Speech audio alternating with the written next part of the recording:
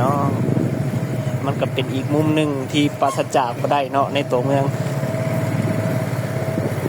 คนจีนนี่แต่ว่าลาวนี่ก็มันยังค่อนข้างจะเสรีหลายพี่น้องคนจีนสามารถดำเนินธุรกิจยังต่างๆได้นะบ่คือต่างประเทศที่สงวนไว้ให้คนประเทศเขาเจ้านะแต่ว่าคนประเทศลาวนี่ก็ต้องยอมรับความจริงเลยเนาะว่าเป็นจังไดตึกกำลังสร้างใหม่นี่กำลังขยายขึ้น2 ชั้น 3 ชั้นเป็นทอไดล็อกเลยกราบสบายดีพ่อแม่พี่น้องเบิร์ดสุขูสุขคนเด้อยินดีต้อนรับเข้าสู่ช่องเบาเสียงสตูดิโอมื้อนี้เฮาพาพี่พาน้องมารับชมบรรยากาศในเขตที่มีคนจีนอาศัยอยู่ในลาวหลายที่สุดเนาะนั่นก็คือเขตสังเกียงนั่นเองพี่น้องว้าวสิพาพี่พาน้องไปเบิ่งรับชมบรรยากาศยามกลางคืนเนาะว่าบรรยากาศสิเป็นจังไดคนสิหลายบ่แล้วก็เศรษฐกิจในบริเวณนี้เขตนี้นี่สิเป็นจังไดเนาะสิคือคืนซำใดเนาะพี่น้องเดี๋ยวเฮาสิพาพี่พาน้องไปหาเบิ่งรับชมกันเลยเดี๋ยวพาไปกันเลยพี่น้อง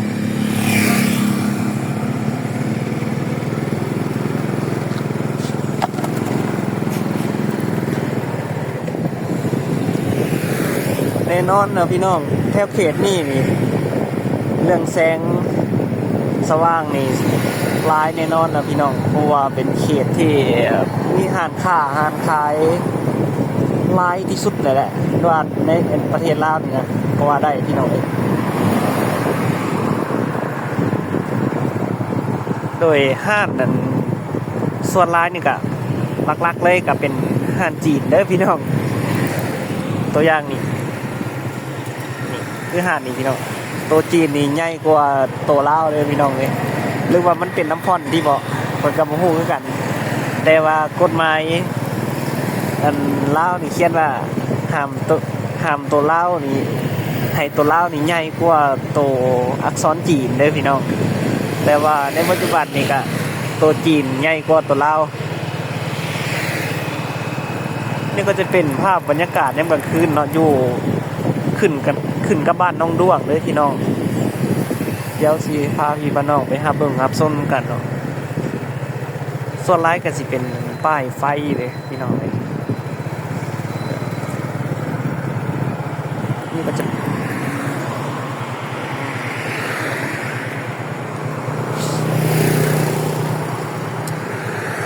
เป็นบริษัทรถตุกๆ3 ล้อพี่น้องเลย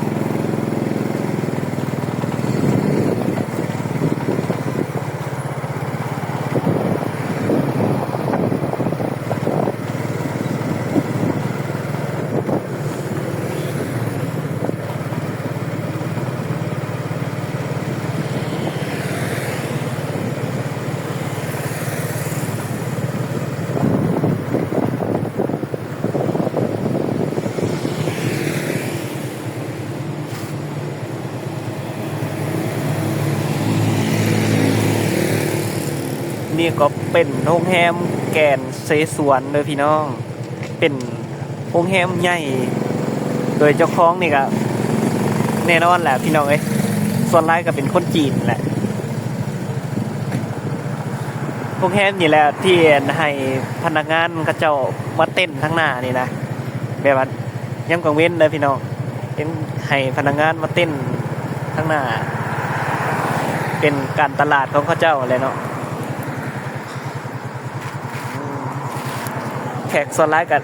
แน่นอนอะนักท่องเที่ยวกับมีแต่คนจีนกับคนลาวนี่แหละพูดน้อยส่วนหลายก็สิเป็นคนจีนแหละอาศัยอยู่เนี่ยส่วนคนลาวนี่นะที่อาศัยอยู่นี่นะก็สิเป็นพนักงานหรือพี่น้องพนักงานเสิร์ฟพนักงานนั่นนี่แหละพนักงานโรงแรมเพราะว่านี่แหละพี่น้อง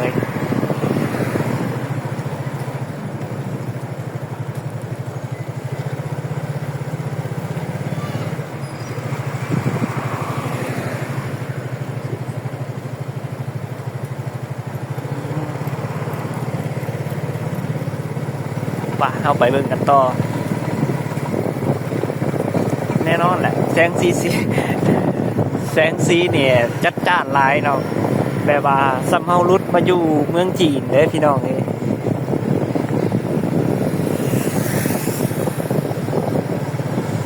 นี่ก็ถ่ายในตอนดึกๆเด้อพี่น้องเอ้ยถ่ายตอนดึกๆรถบ่ติดหลายถ้าถ่ายยามกลางเว้นนี่นะโอ้รถ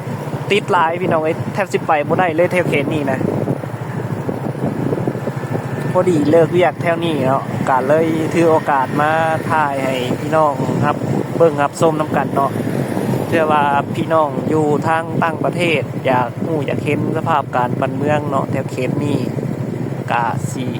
ขอถ่ายให้เบิ่งบรรยากาศเด้อบ่ได้วิพากษ์วิจารณ์เรื่องเกี่ยวกับการเมืองเด้อพี่น้องแบบว่าเฮาถ่ายให้เบิ่งถึงบรรยากาศสภาพการปัจจุบันให้พี่น้องเบิ่งเด้อ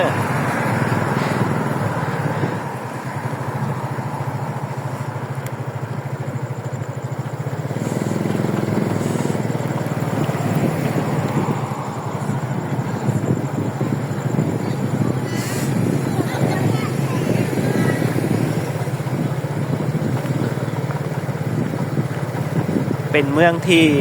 บ่มีวันลับไหลเด้อพี่น้องนับแต่กลางคืนนี่บ่มีเลยว่าสิปิดสิดับ แสงนี่สุดยอดเลยมีแต่คนจีนเลาะเลยกูมือนี่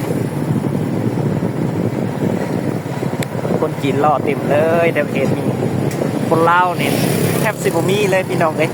หายากเลยคนลาวเดี๋ยวเขตสันเจียงนี่นะ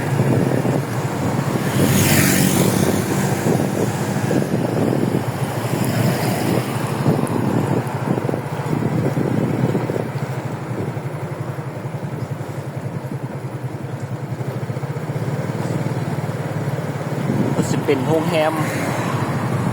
ทานอาหารนะอาหารเนี่ยแน่นอนแหละอาหารจีนเด้อพี่น้องเอ้ยพวกเซซวนพวกยำจีนปิ้งจีนต่างๆนี่แหละพี่น้องเอ้ย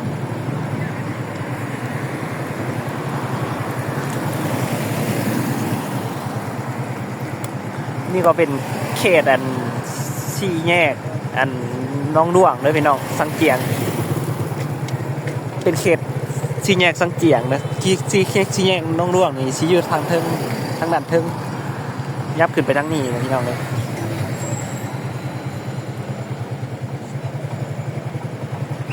ไปเข้าไปกันต่อ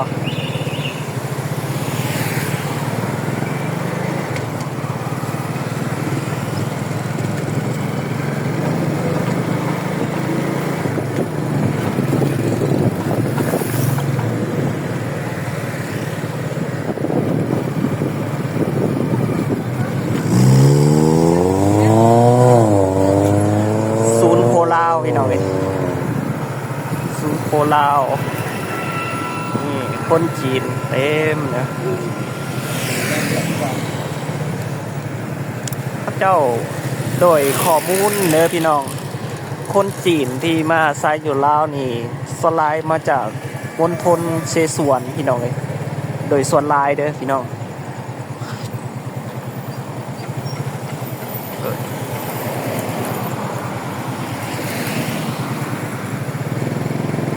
บรรยากาศก็โอ้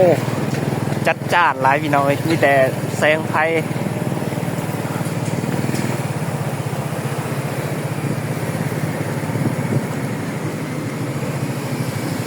ส่วนลายกันสิเป็นโรงแรมพี่น้องก็ตรงๆกับในน้ำข่อยเป็นคนลาวเนาะข่อยก็บ่ค่อย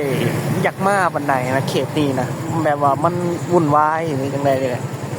ยุ่งหลายนะรถติดแน่แล้วก็คนหลายแน่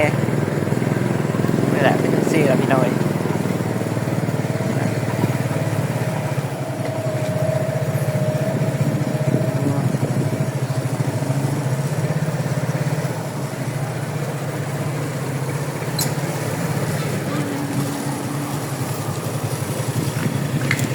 เดี๋ยวสิมาเบิ่งกับส้มแถวซอกแถวลืบนี่นะว่าสิเป็นอย่างไรพี่น้อง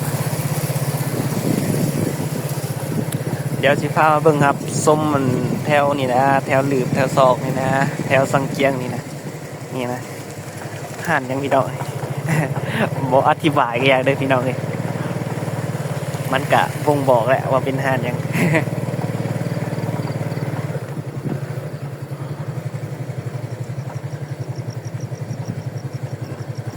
เป็นตึกโรงแรมสูงสูงหลายเจ้าโรงแรมพิมพ์เพิ่งของเห็นสร้างแล้ววังปี2024นี่นะประมาณกลางเดือนของปี2024เด้อพี่น้องเดี๋ยวเอามาเบิ่งรับชมนำกันเด้อ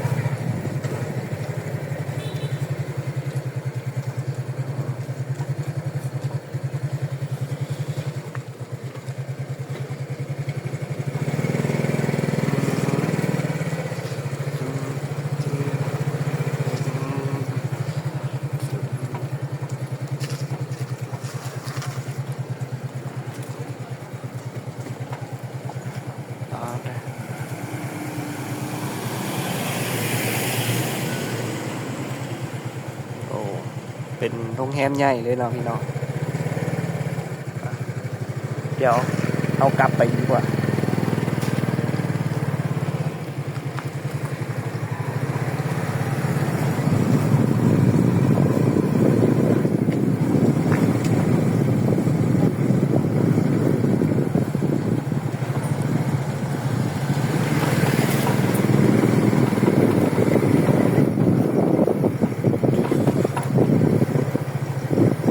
หลายพี่น้องเลย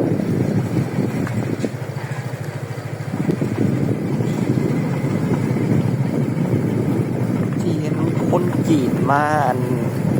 เลาะๆนี่อยากรู้ว่าเขาเจ้ามาเฮ็ดเนี่ยเวียกหยังนี่พี่น้องสไลด์นี่ตามที่ข้อมูลมานี่เขาเจ้ามาหาสองทางเฮ็ดธุรกิจค้าขายเด้อพี่น้องเลยนี่สไลด์กลับมาเป็นเฒ่าแก่และเฒ่าแก่จีนนี่พี่น้องเลยพี่น้องมันก็เป็นอีกมุมหนึ่งที่ปราศจากบ่ได้เนาะในตัวเมือง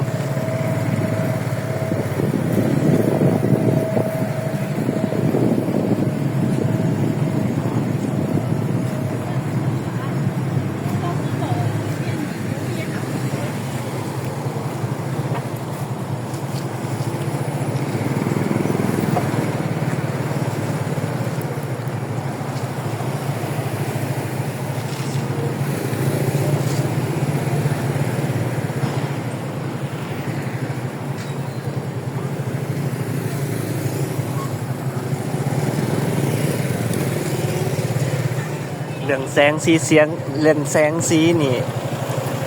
จัดจ้าน เป็นจุดศูนย์รวมเลยนะพี่น้องเอ้ยตลาดสังเกียงกับสิเข่าไปทางด้านในอยู่แล้วพี่น้อง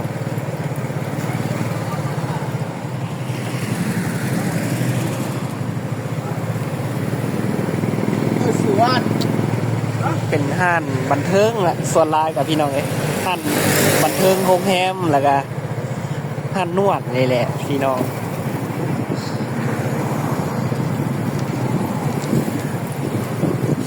ซึ่งแน่นอนแหละธุรกิจทั้งหมดนี่นะส่วนลายเลยพี่น้องคนจีนถือกรรมสิทธิ์เปิดคนลาวนี่ก็แทบจิบยังเป็นได้แต่โนมินีนะพี่น้องเป็นนายหน้าให้โดยเงินในแท้กับจีนเพิ่นนั่นแหละแต่มันเป็นความจริงนะเล่าความจริงให้พี่น้องพังเลยเนาะแบบว่าซีมาเว้าให้เขาโลกสวยนี่แบบโมแม่นดอกพี่น้องเอ้ย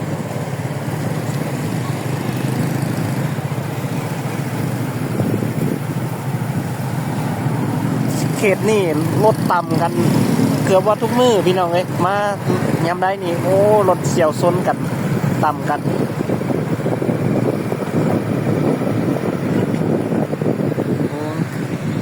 เดี๋ยวเขาสิเลาะครับเลาะเข้าไปเบิ่งในตลาดเด้อพี่น้องว่าสิมีหยัง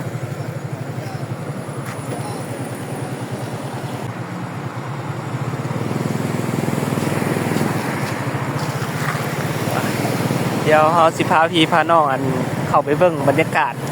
ในตลาดเนาะพี่น้องว่ายามกลางคืนนี่มันสิคืนส่ำใดก็มีหลายช่องมาถ่ายให้เบิ่งเลยนะพี่น้องเอ้ยแต่ก็สินำเสนอในยามกลางคืนเนาะมื้อนี้มีแต่เสียและเฒ่าแก่จีนและหลายนี่นะ มาเฮ็ดเรียกมาเป็นเฒ่าแก่มาหาช่องทางธุรกิจได้พี่น้องเอ้ยสิมาแนมนี่ก็ธุรกิจทั้งนั้นแหละพี่น้องเอ้ย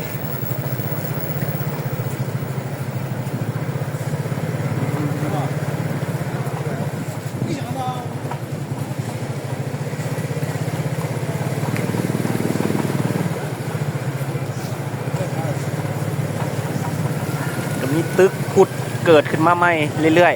ๆเรียกกันเป็นเมืองหนึ่งที่ใหญ่ๆขึ้นมาพี่น้องเอ้ยลามออกกับพวกนี่แต่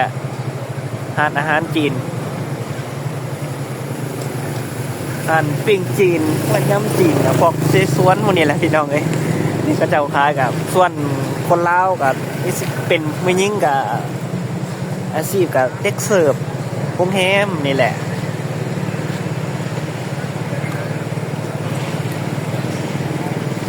แถวเขตนี่เนาะโดยทำคนลาวโซนไลน์กับให้มาอยู่สังเกียงนี่ครับผู้อยากมาเนี่ยพี่น้อง เพราะว่ามันวัฒนธรรมก็เจ้าบุคือของเฮาเนาะก็ทั้งวันทั้งคืนเนี่ยพี่น้อง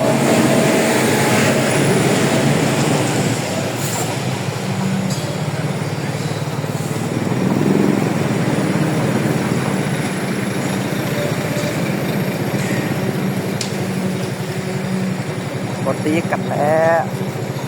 บอกว่าประเทศใดก็มีอยู่แล้วเนาะประเทศคนจีนนี่แต่ว่าลาวนี่ก็มันยังค่อนข้างจะเสรีหลายพี่น้องไอ้คนจีนสามารถดำเนินธุรกิจยังต่างๆได้นะบ่คือต่างประเทศที่สงวนไว้ให้คนประเทศเขาเจ้านะแต่ว่าคนประเทศลาวนี่ก็ต้องยอมรับความจริงเลยเนาะว่าเป็นจังได๋เฮาก็เว้าหลายบ่ได้คนจีนสามารถเป็นเจ้าของธุรกิจได้ค้าขายได้แต่เมียนะพี่น้องส่วนสินค้านี่ก็บ่ต้องห่วงเลยบ่ต้องคิดว่าสิมีแต่สิมีสินค้าลาวนะจีนล้วนเลยพี่น้องเอ้ยต้องยอมรับกันเรื่องนี้นี่ก็เป็นบรรยากาศทางด้านในเด้อพี่น้องเอ้ย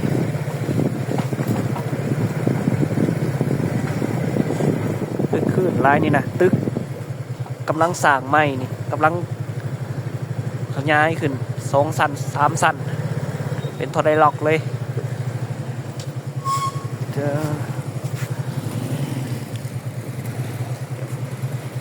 ใหญ่ไรพี่น้องมันใหญ่กว่าศูนย์การค้าใหญ่ของลาวเลยนี่ใหญ่โดยขนาดนี้โอ้เมืองหนึ่งเลยนะเนาะ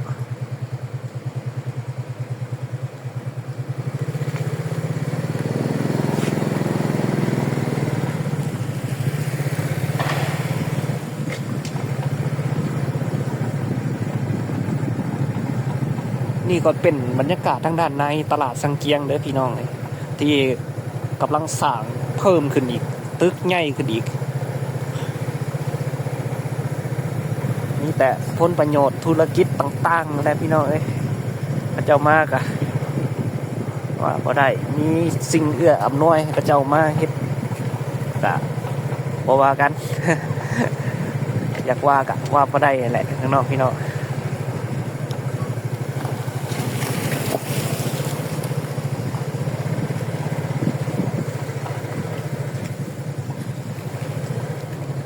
ห้านนวดห้านสปาโดยเฉพาะตัวหนังสือเห็นบ่พี่น้องตัวหนังสือลาวแทบสิบ่โดดเด่นเลยตัวหนังสือจีนมีไฟเด้ตัวหนังสือลาวนี่โอ้ยเขียนพอมันแล้วคือพี่น้องเอ้ย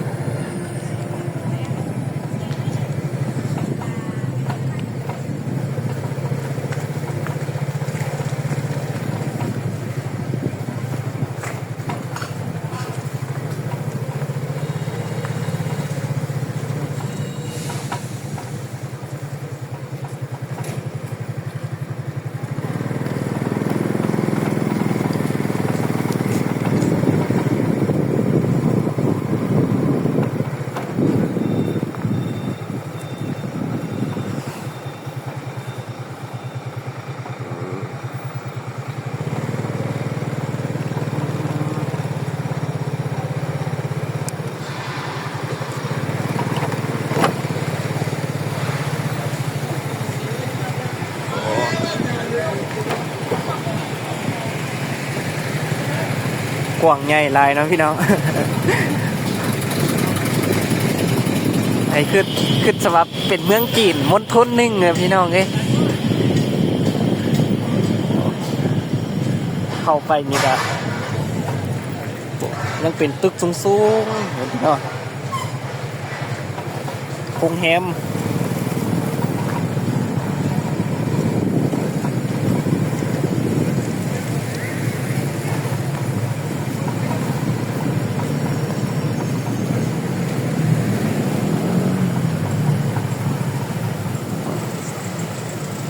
อ๋อแต่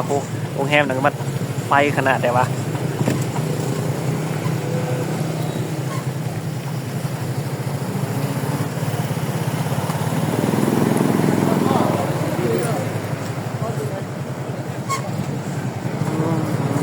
จาซาซา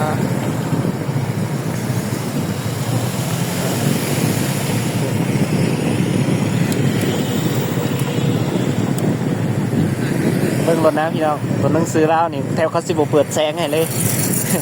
ตัวหนังสือจีนนี่โดดเด่นหลาย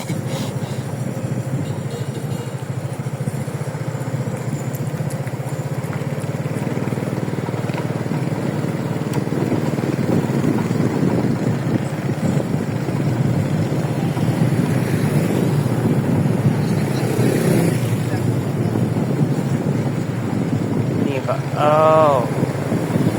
นี่ก็เป็นบรรยากาศเนาะพี่น้องยามกลางคืนตอนดึกๆได้ถ่ายให้พี่ให้น้องได้หาเบิ่งรับชมนำกันว่าบรรยากาศเศรษฐกิจในปัจจุบันของเขตนี่เป็นจังไดอะนะก็โดยรวมก็คึกคืนเลยพี่น้องคึกคืนด้วยหยังเศรษฐกิจคนเขาเจ้าคนจีนขายคนจีนซื้อคนจีนกินประโยชน์อยู่นำลาวบ่อยู่นำจีนเบิดแหละพี่น้องเอ้ยต้องยอมรับความจริง